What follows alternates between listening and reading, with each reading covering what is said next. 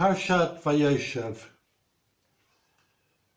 The first word in the Parsha already presents a problem and a situation. Vayeshev Yaakov be'eretz migurei aviv. Now there's a difference between Yeshev, Loshevet, Vilogur, be'eretz migurei aviv. Vayeshev Yaakov sat. What does that mean? Yaakov was Ishtam Yoshevo Halim, as you remember or recall. He was passive. Now, you have 12 sons and one daughter. You have 13 children, B'li Ayin Hara. You can't Vayeshev. You can't sit and be passive. You can't send your sons out to the field to take care of business and hundreds, if not thousands, of sheep and to be shepherds. It's a long day. Boys are mischievous. And one of the things that we're going to try to look at is the saying, boys will be boys. We understand that the boy is a little bit wild. But what about girls will be girls? We have some problems with girls in this parsha, with ladies in this parsha. So what will girls be? Yaakov sits. He is passive. He is, perhaps to use modern language, burned out. Bikesh Yaakov leishev b'shalva.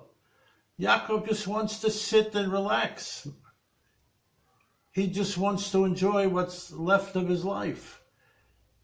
He went through trauma with Esav. He went through trauma with fighting the angel of God. He went through trauma with Besuel and with Lavan. He's tired. I can understand that. But he still has a responsibility. You can't Vayeshev. You can't be a parent and just sit. As you get older, you come to realize that the job of being a parent, the responsibility of being a parent, doesn't go away. You can't walk away from it. Okay? If we take a look at the problematic situations that Yaakov faces within the family, we see that those that are mentioned in these parshas before and the ones that are coming up, the trouble is all from Leah's children. Reuven goes into Yaakov's tent to rearrange the sleeping accommodations for which wife is supposed to be with him. Chutzpah Noira. Shimon and Levi. After Yaakov is macharish, he finds out that Dinah has been raped. And what's Yaakov, the father's responsibility? What's his response? Yaakov macharish, he's quiet. That gets the ire of Shimon and Levi, who take it upon themselves to have this plan to eradicate Shechem. That's an unbelievable thing, to go in after a city, kill out everybody, ravage everybody, take all the booty, so to speak, out of the city. I mean, these guys are tough guys. Yehuda and Tamar, and Onan, the problem with his son, the problem with his son, with Yaakov's son, and Yaakov's son's problems with his son-in-law, and the way he meets Tamar. All right? And then we have Dinah, Vateitzei Dinah. She left, she went out. Bas Melech Pnima, the daughter of the king, sits in the palace. She doesn't go out to look at Benos Haaretz. She doesn't mingle with the regular population. That's how she got in trouble. She wasn't supposed to go out. She wasn't supposed to put on provocative, evocative clothes. She was supposed to be modest and stay within the confines of the house. So while all this is going on, Yaakov, Vayeshev Yaakov. Yaakov does nothing that we know about, as it appears. And the sons begin to take over. That's chutzpah. Where's the derech eretz for the father? So this leads me to my next question. Why do we refer to the sons? Why do we refer to them as Shiftei Ka, the tribes of God? Not just the children of Yaakov, the sons of Yaakov, but the tribes, the Shvatim, the holy Shvatim. Where's the Kedusha? Where's the derech eretz? How does this happen? Well, it's a very hard process. I don't even know if I could explain it slightly. But no one is born a tzaddik. We see the finished product. We see Reb so-and-so and Rabbi so-and-so and Chacham so-and-so. We see the finished product. 60, 70 years, 80 years of learning night and day, of staying within the Daled Amos of Torah, of staying within the Daled Amos of morality, of acting correctly and properly most of the time. The Baal HaTanya tells us, when do you achieve the status of tzaddik, which is almost impossible? By the Baal HaTanya's reckoning, even to be a Benoni, a guy in the middle, is almost impossible.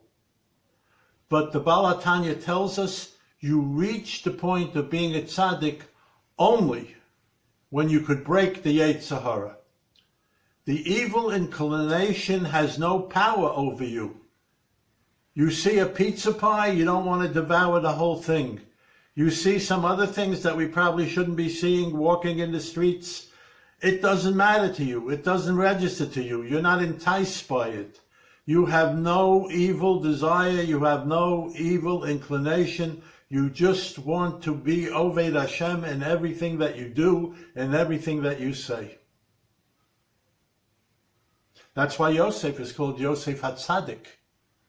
Why is he a tzaddik? Where's the tzidkus with Yosef? If anything, he was a tattletale. He used to run back to his father, Dad, you know what the boys did today? You know what they did yesterday?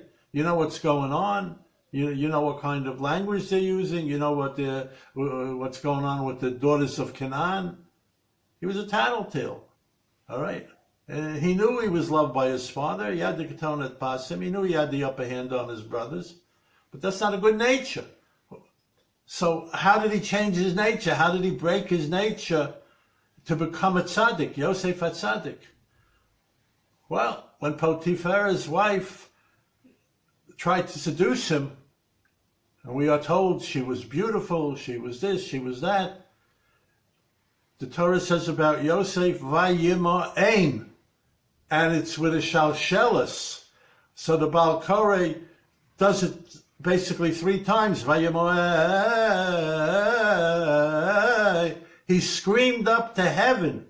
His refusal went as high as heaven not to commit the sin of cohabiting with another man's wife.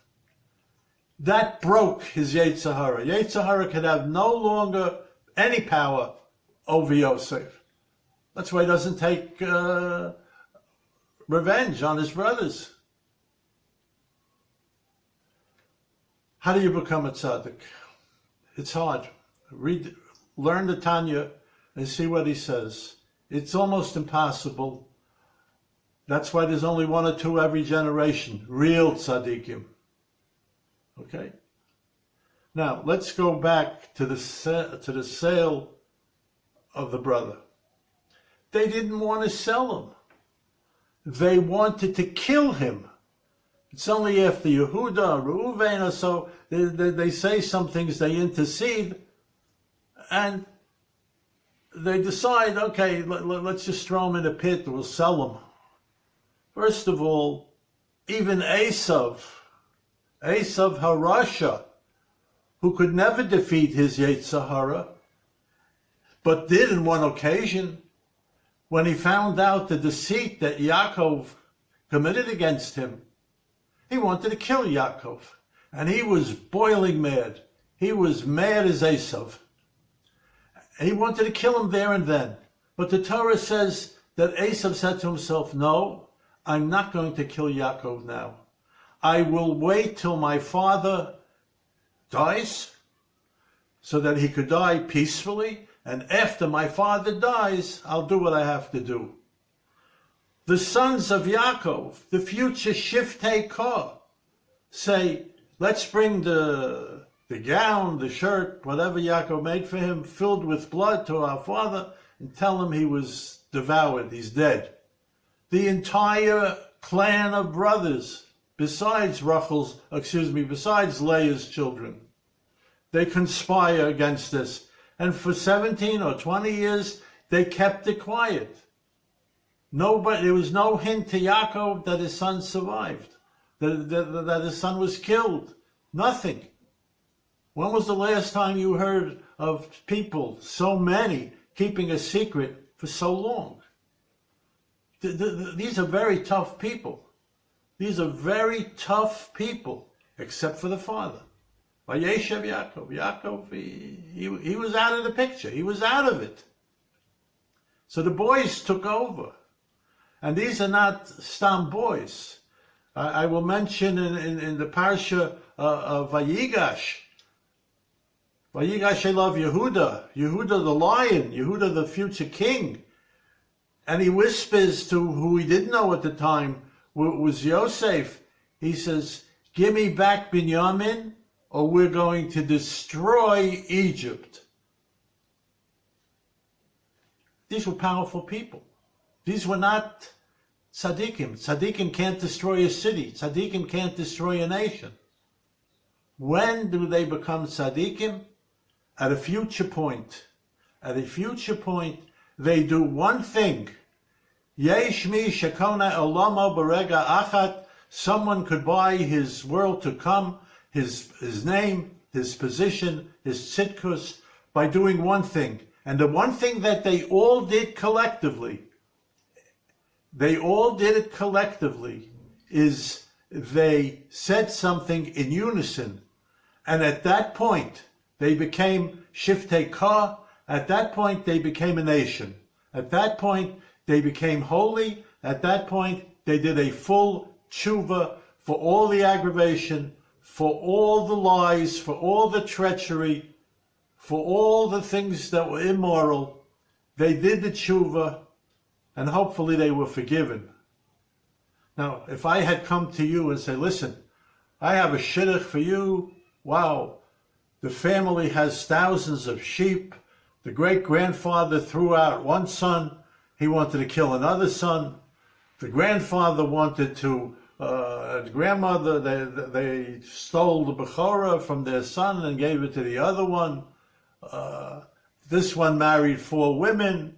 There were fights over wells. There were fights over property. I mean, you want to be Meshadach with a family like this? And this is the holy family. This is the royal family of Jews. This is what began the Jewish religion. This is what began anti-Semitism. And this is what began the problems that followed throughout history. We are told that until today, we are punished for Mechiras Yosef. Okay, there are Mefarshim that say this was part of God's plan, but that's hard to understand. Why we have to go through that plan? It was preordained. There are reasons given that have to be studied, that have to be understood better. No one is born a tzaddik, and certainly not these people. We're looking at them as tzaddiks after the fact. A priori, they were doing just what boys would do. They were doing what girls used to do and probably still continue to do nowadays. A diamond. I just had occasion a few days ago to go to a diamond place and get a tour of diamonds. A diamond is taken out from the rough, from the filth, from the darkness of a mine. It is, I don't know, sprayed, watered, polished, cut, examined. It takes time for a diamond to get rid of the blotter, to get rid of the schmutz. It takes time for a diamond to shine. But when the diamond shines, there's nothing else like it in the world. A tzaddik is not born. At the bris, we don't declare him to be a tzaddik. He's a cotton. Zeh a cotton. Godol yiyeh. With God's help, he'll be big. Okay? This is the message of this parsha and of the parshas surrounding Bnei Yaakov. We have a lot to learn from the mistakes of Yaakov Avinu, from the mistakes of Yitzchak, from the mistake perhaps of Abraham, although the angel then clarifies it and says, no, listen to Hagar, send out Yishmael, don't worry about him, he'll be okay. Okay? That an Esav would consider his father's feelings before killing his brother. And that Esav was really, really hurt. But he restrains himself. He breaks that urge. He breaks that Yetzer Hara, at least for the moment, and then he lands up not doing it. And that the brothers can do it right there and then. They're ready to kill him. And then they hide it. They conceal it. And they see their father in pain. We have to spend a lot of time, which we should do in yeshiva, really learning. We have to spend a lot of time trying to understand this. The Torah is showing us the other side of our great forefathers and the Shvatim that we come from. Why is the Torah showing us the bad side? Because we have to learn from it. We have to learn no one is born a tzaddik. We achieve that. No one is born entirely moral. We have to achieve that. We have to work at that. It can't be Vayeshev. You cannot just sit around and be passive. You have to work at it. You have to be Amelim B'Torah. May the light that will be lit all over the world, may the lights that will be lit all over the world commemorating Hanukkah, may that light destroy the darkness that has enveloped the world.